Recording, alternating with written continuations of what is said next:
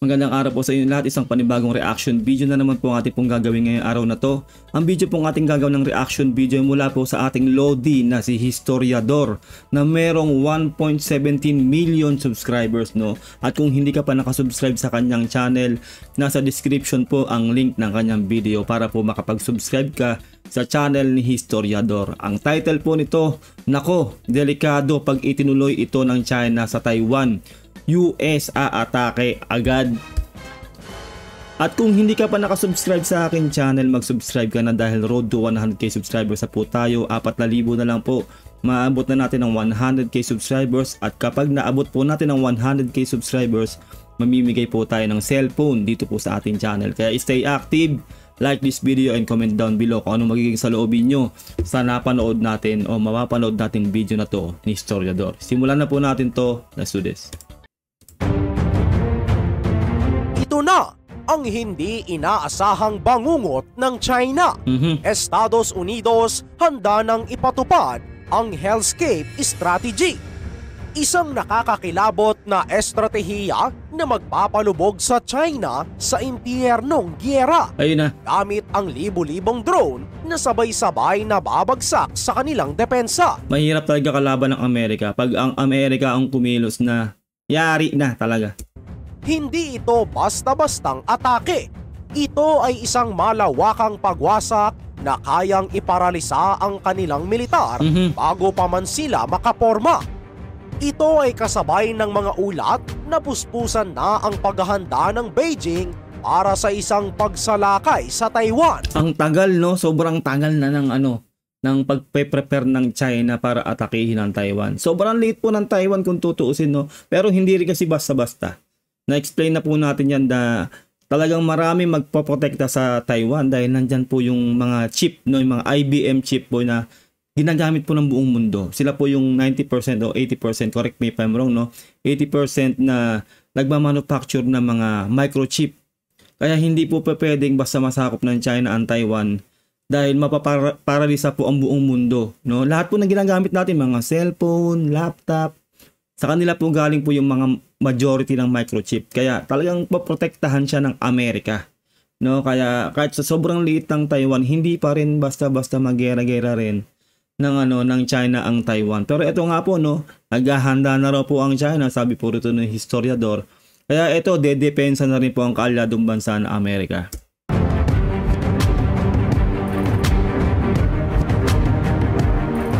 Samantala, Pilipinas hindi papatinag. Matapang na pinaalis ng ating puwersa ang barko ng China na iligal na lumapit sa ating dalampasigan sa Pangasinan. Pero ang tanong, ano ang tunay na pakay ng barkong ito? Ano ang naging resulta ng komprontasyong ito? Nang po-provoke ang China, alam naman natin yan, pinaprovoke tayo pag ang PC natin at tayo gumawa ng unang pag-atake, yun na. Para magkaroon sila ng dahilan para sakupin tayo dahil sabihin nila tayo yung unang gumawa ng hindi maganda. Grabe tong China talaga, sobrang sobrang ganid dahil lahat na po ng teritoryo dyan sa West Philippine Sea ay gusto nila makuha.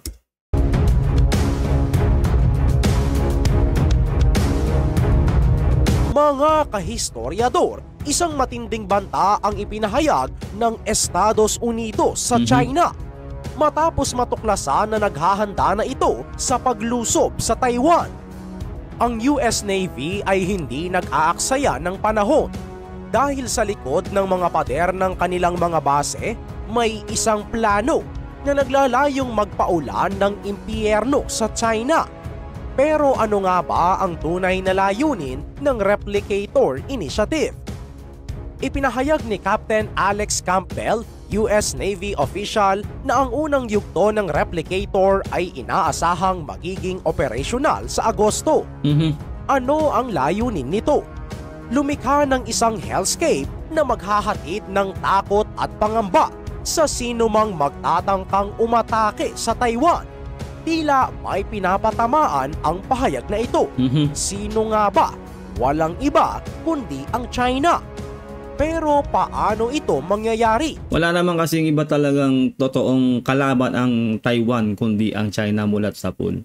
Ang tagal po ng preparasyon, puro simulation, no, puro simulation lang ginagawa ng China. Tinatakot yung Taiwan. Pero ang Taiwan hindi po naaalog. Real talk yan, no?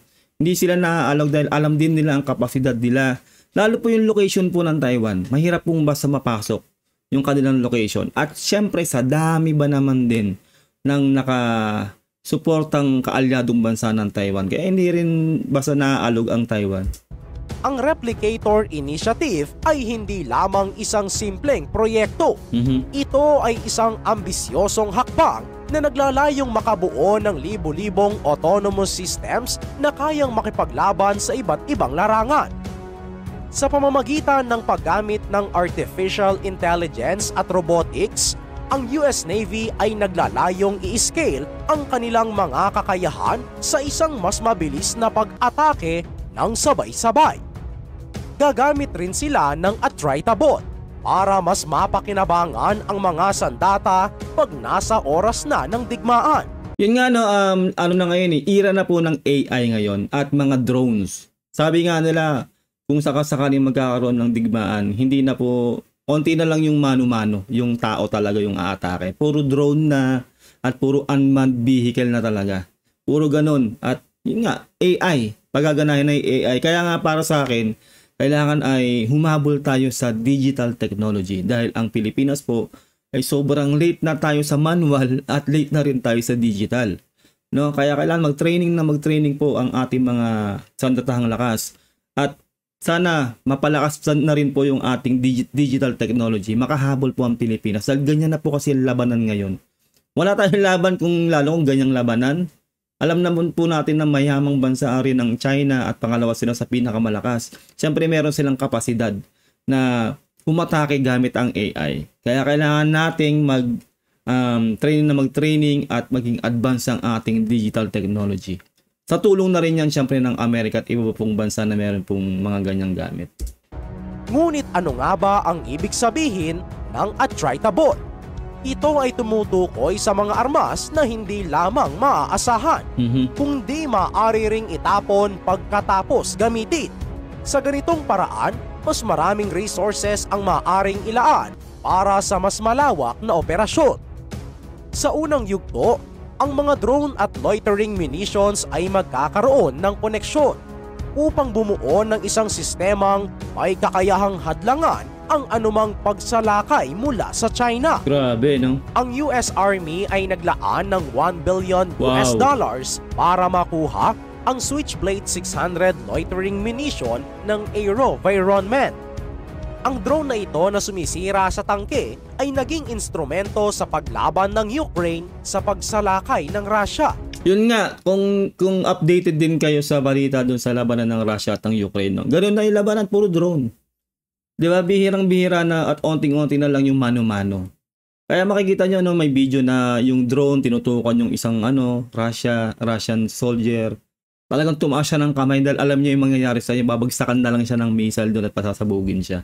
Ganun po yun, no? Kaya sobrang iba na po ang technology ngayon. At lamang na lamang po dyan ng Amerika. Lalong-lalo na po, talagang pinupondohan po nila ang kanilang sandatahang lakas.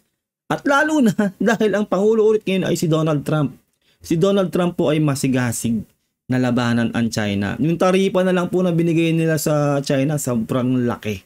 Mahihirapan na po mag-import ang China ng kanilang goods o ng kanilang produkto sa Amerika dahil hinadlangan na po yun ni Trump. Yung TikTok, binan na rin. At marami pa pong kasunod dyan. At si Trump, pag sinabi ni Trump, ginagawa talaga niya. Ganon po katindi yan si Donald Trump.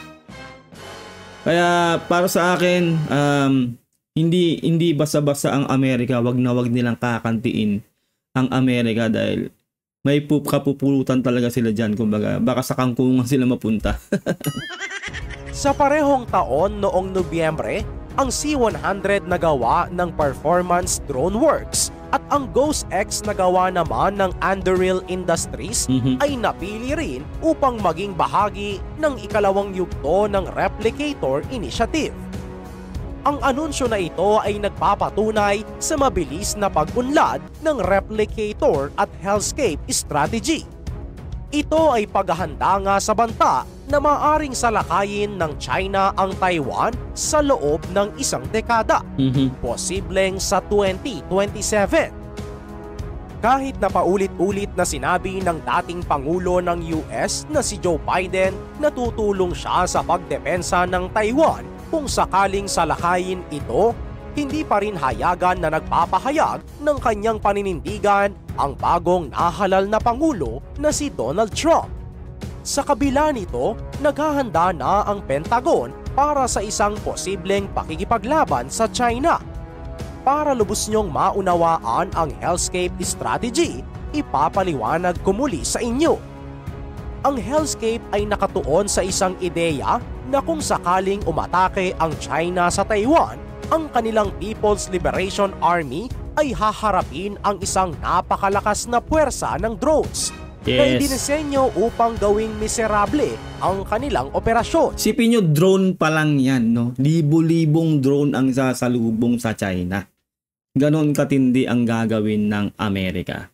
Kaya para sa akin, no, sobrang magdadalawang isip umatake, lalo na ang China sa Taiwan.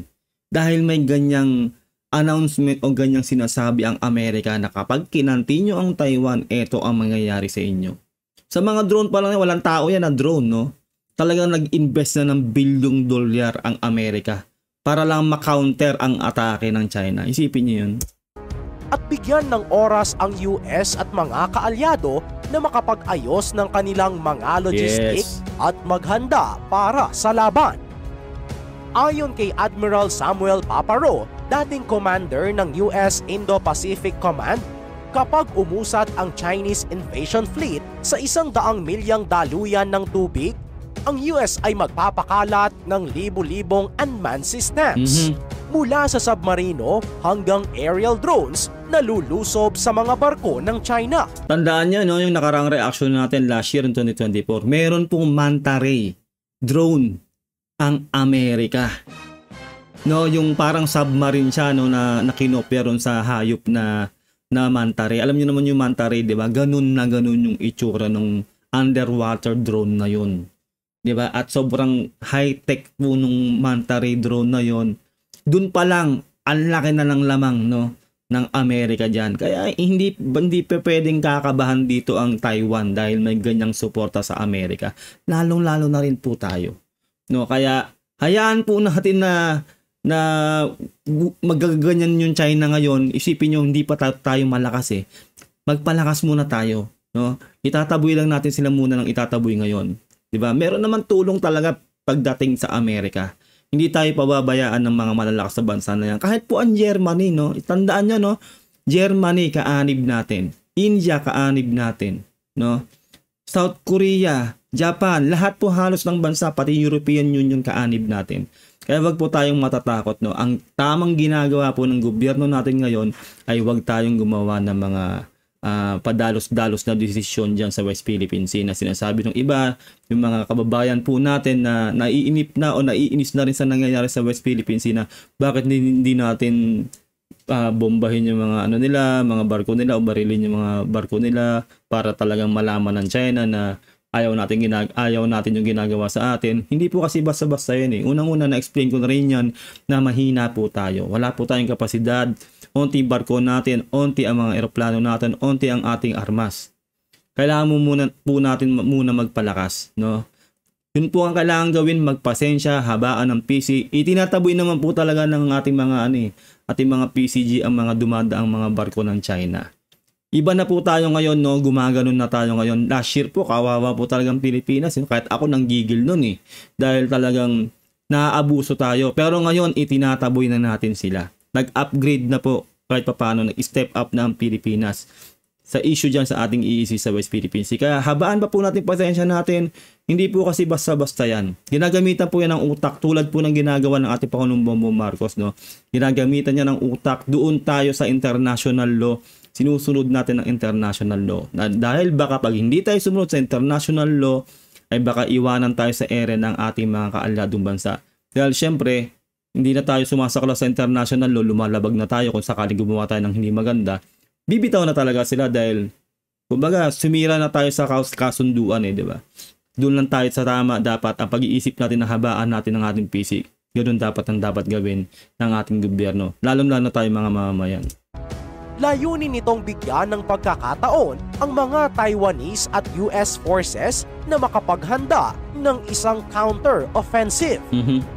Ang diskarte ay tila nahuhubog ng karanasan sa digmaan sa Ukraine. Tama. Kung saan ang mga drone ay naging pangunahing sandata sa asymmetrical warfare. Ang mga drone ay hindi lamang para sa atake. Maaari rin silang mangolekta ng intelligence at itayo ang kinakailangang infrastruktura para sa isang kapaligiran na walang GPS at intelligence support. Ang bawat domain sa Hellscape strategy ay magkakaroon ng unmanned systems na may kanya-kanyang espesyal na katangian. Lahat para sa iisang layunin, gawing Hellscape ang battlefield para sa PLA. Ang US ay tila naglalayong bawasan ang kalamangan ng China sa pamamagitan ng isang estratehiya. Ayon kay Admiral Samuel Paparo, ang mga unmanned capabilities ng US ay nagbigay ng asymmetric advantage. Ipinahayag niya na ang mga operational concepts na kanilang pinapanday ay makakatulong upang palakasin ang kanilang mga kakayahan sa rehiyon. Ang US Navy ay nakikipagtulungan sa industriya ng depensa upang mabilis na makabuo ng mga swarming drones. Pansinin nyo, no? Sa sobrang lakas ng Amerika, hindi sila yung opensa.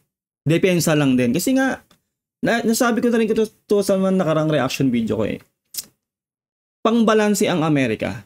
Sila yung pinakamalakas pero hindi sila basta yung umuepensa, di ba?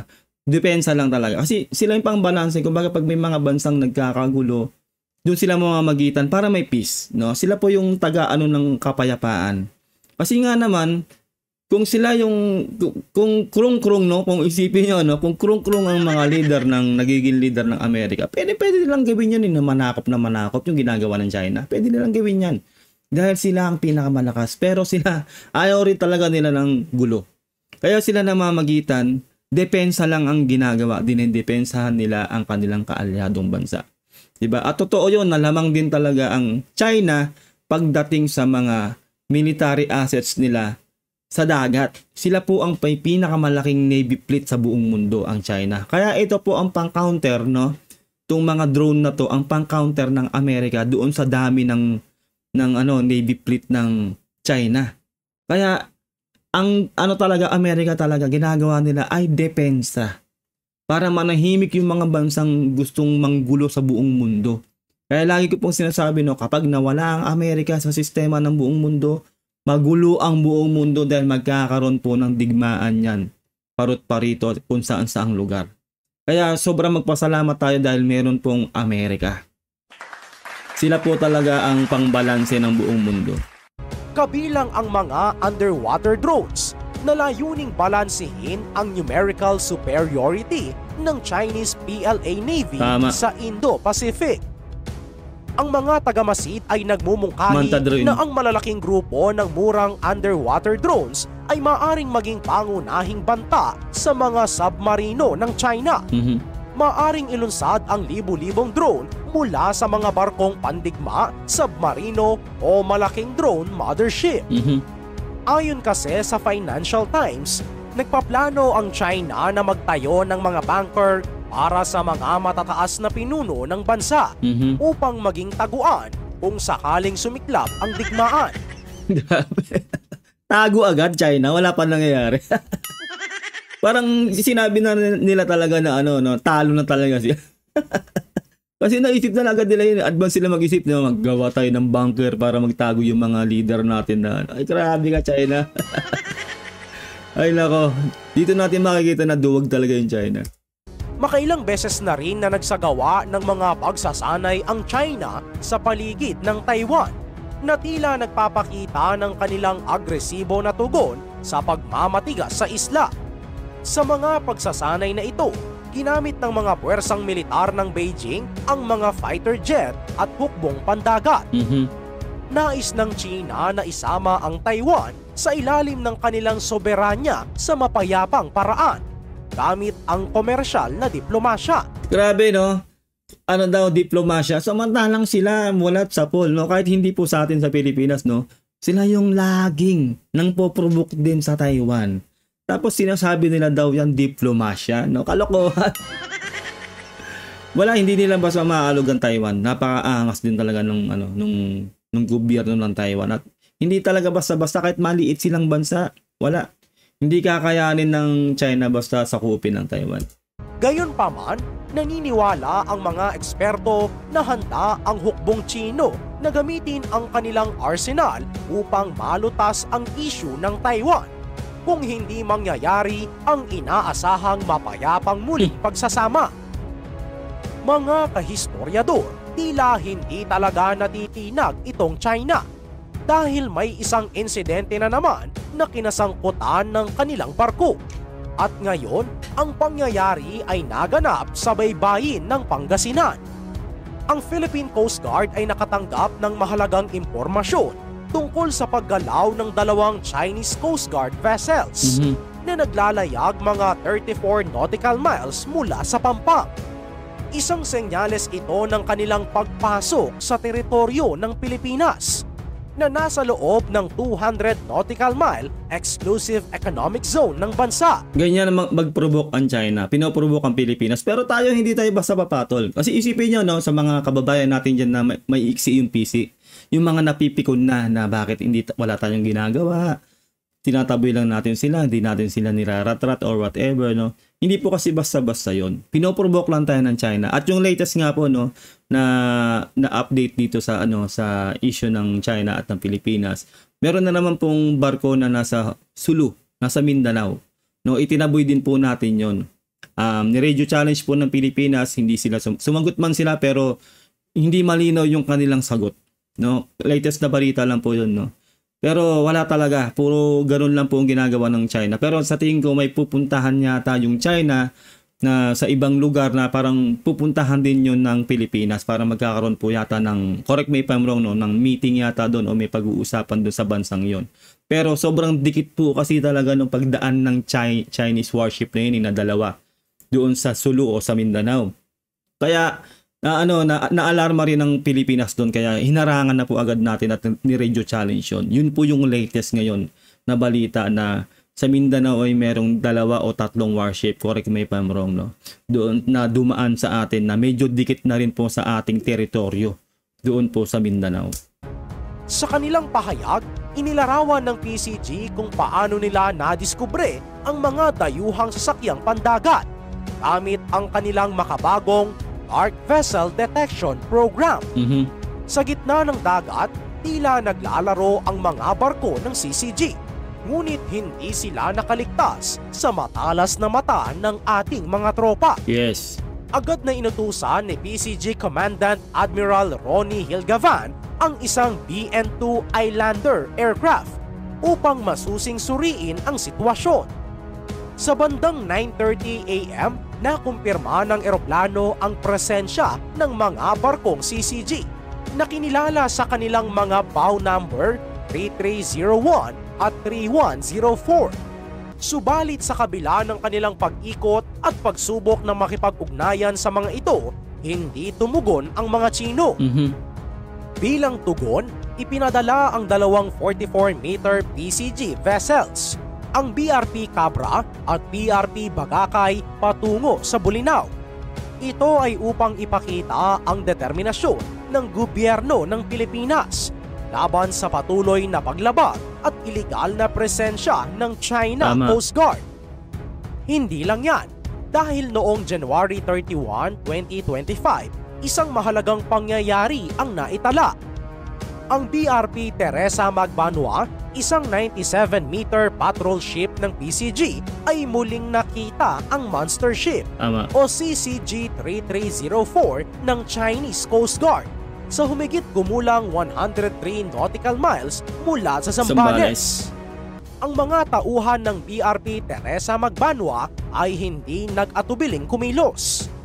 Isang babaeng opisyal ang nagpadala ng radio challenge sa CCG at sinabing panatilihin ang iyong distansya mula sa mga bangkang pangingisda ng mga Pilipino. Kasi grabe kasi yung distansya ng ngayon ng China, sobrang lapit na talaga sa ating teritoryo. Isipin nyo yun, basta-basta silang papasok sa teritoryo. At ito po yung nangyari dito, no? Niradyo po yan, sinabi po ng ating kababayan na babae na yan na yun nga na illegal yung kanilang pagpasok o pagdikit sa ating teritoryo, no, na yung arbitral award natin minention dyan, pero hindi po yun nire-recognize o invalid daw yun, sabi ng Chinese doon sa monster ship, no, na which is sobrang maling-mali sila doon dahil nilalabag po nila yun kasi legal yung sa atin inaward sa atin yun, kahit po yung UNCLOS hindi nila nire-respeto, diba? Kaya sinong bansa ang aanib dyan sa China kung ganyan ang mentality nila?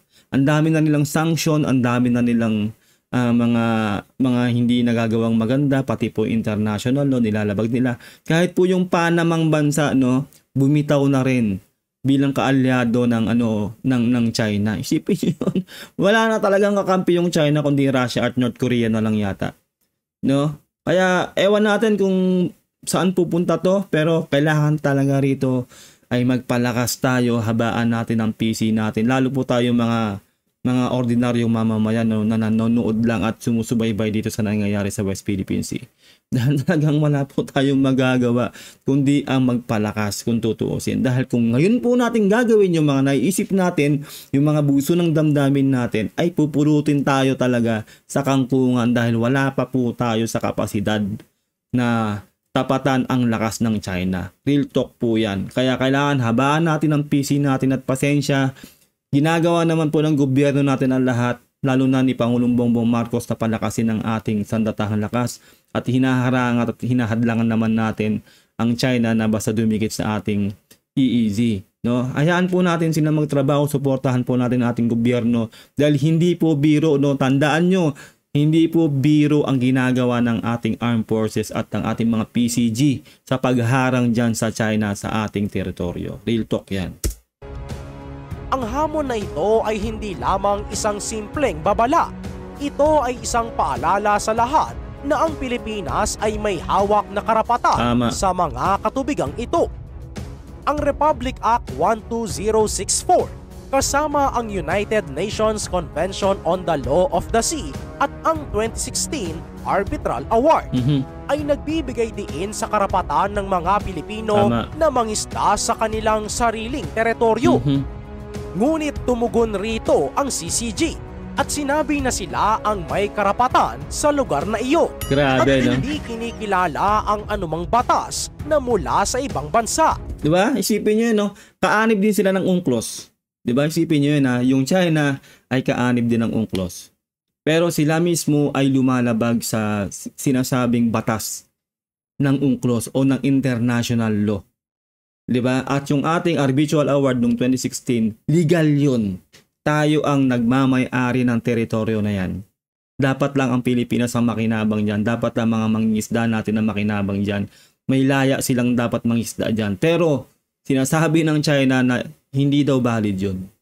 Sipin nyo yun, sila lang ang tanging bansa, correct me if I'm wrong na hindi sumusunod ng ganito katindi sa UNCLOS. Ang dami na nilang sanction po, no, sa UNCLOS. Sana po yung UNCLOS ay magawaran talaga sila ng matinding parusa sa ginagawa nilang to ng China. Ang kulit ng China talaga. Sobrang ganid ng kanilang leader.